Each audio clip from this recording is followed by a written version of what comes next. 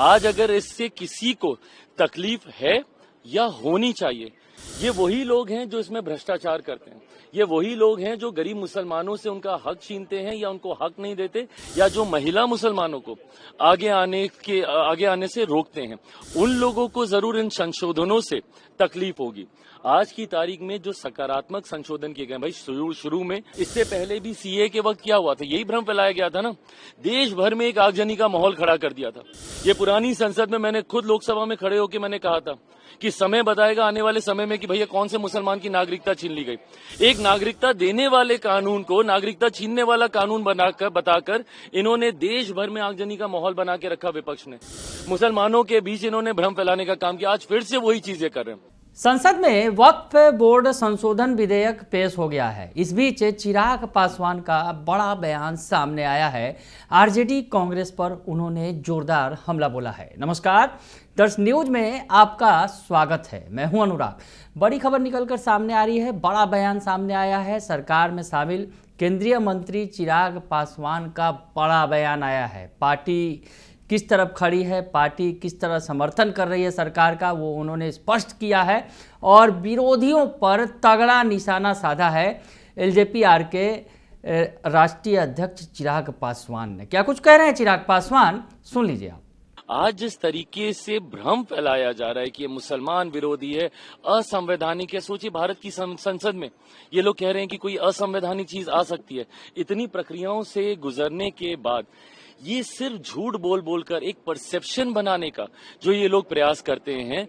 जो संशोधन हुआ है वो इसको और मजबूत करने की सोच के साथ किया गया। इस कमेटी में हर दल के सदस्य बैठे थे। मेरी पार्टी के सदस्य इसमें मौजूद थे, अरुण भारती जी। इसमें जो बदलाव किए गए हैं इस सोच के साथ किए गए हैं कि कैसे इसको और शक्तियां प्रदान की जाए और ऐसे लोग जिनके साथ संभवतः अन्याय हो रहा है कैसे उनको न्याय दिलाया जाए। आज अगर इससे किसी को तकलीफ है या होनी चाहिए, ये वही लोग हैं जो इसमें भ्रष्टाचार करते हैं। ये वही लोग हैं जो गरीब मुसलमानों से उनका हक छीनते हैं या उनको हक नहीं देते, या जो महिला मुसलमानों को आगे आने से रोकते हैं। उन लोगों को जरूर इन संशोधनों से तकलीफ होगी।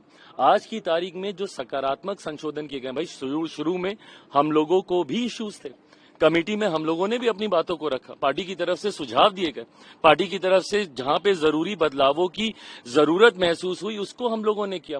विटनेसेस के तौर पे कितने ऐसे मुस्लिम संगठन हैं जिनको हम लोगों ने खुद बुलाया, वहां पे उनकी बातों को रखा और जितनी जायज बातें हैं उनको हम लोगों ने स्वीकारने तक का काम किया। पर दिक्कत यह है कि विपक्ष जो भ्रम फैलाने का प्रयास करता है वो चाहते ही नहीं कि गरीब मुसलमान, जिसमें पसमंदा हो, अंसारी हो या महिला मुसलमान हो, जो लोग आगे आना चाहते हैं उनको ये लोग आगे आने से रोकते हैं। इससे पहले भी सीए के वक्त क्या हुआ था, यही भ्रम फैलाया गया था ना। देश भर में एक आगजनी का माहौल खड़ा कर दिया था। ये पुरानी संसद में मैंने खुद लोकसभा में खड़े होकर मैंने कहा था कि समय बताएगा आने वाले समय में कि भैया कौन से मुसलमान की नागरिकता छीन ली गई। एक नागरिकता देने वाले कानून को नागरिकता छीनने वाला कानून बताकर इन्होंने देश भर में आगजनी का माहौल बना के रखा। विपक्ष ने मुसलमानों के बीच इन्होंने भ्रम फैलाने का काम किया। आज फिर से वही चीजें कर रहे हैं। ये बात ये लोग समझ लें भैया। लोक जनशक्ति पार्टी में अपनी बात मैं कर रहा हूं और मैं व्यक्तिगत तौर पे भी अपनी बात करूं। मैं रामविलास पासवान का बेटा हूं। उन्होंने अपनी पार्टी को खत्म कर दिया 2005 में कि एक मुसलमान मुख्यमंत्री बने। उस वक्त क्यों नहीं विपक्ष का कोई सामने आया? आज राजद के नेताओं को इतनी चिंता हो रही है, कांग्रेस के नेताओं को इतनी चिंता हो रही है, क्यों नहीं उस वक्त 2005 में बिहार में इन्होंने पहला मुस्लिम मुख्यमंत्री दे दिया? मेरे नेता ने अपनी पार्टी को खत्म कर दिया। जिसके पिता ने अपनी पार्टी को खत्म कर दिया, मुसलमानों के लिए उस पे तो उंगली उठाई जाती है, उससे नाराजगी भी जताई जाती है। आदर्श मदनी साहब, ये तमाम तरीके के जो ऐसे लोग हैं, ये लोग मुझसे नाराजगी जता रहे हैं। पर संरक्षण किसका कर रहे हैं? जिनके बारे में 2006 सच्चर कमेटी की रिपोर्ट कहती है कि मुसलमानों के हालात क्या हैं देश में। कौन था 2006 से पहले? कांग्रेस समर्थित सरकार है केंद्र में। बिहार में कौन था? राजद की सरकार थी निरंतरता में 15 साल तक, 90 के दशक से लेकर 2005 तक। तो मुसलमानों के हालात खराब किए तो किसने किए? इन लोगों ने किए कि हम लोगों ने किए?